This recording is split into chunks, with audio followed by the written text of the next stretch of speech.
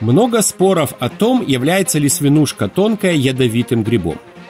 Последние исследования показали, что свинушка в буквальном смысле не содержит ядовитых веществ, но в грибе имеется токсин антиген, который приводит к образованию антител, то есть своеобразных меток.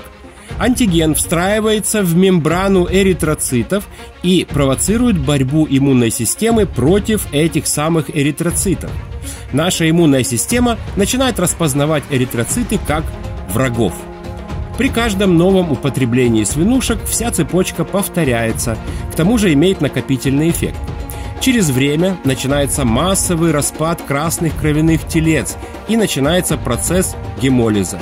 В зависимости от предрасположенности организма и от количества и регулярности поедания свинушек начинается нарушение функции печени, желтуха, анемия и через время может наступить смерть.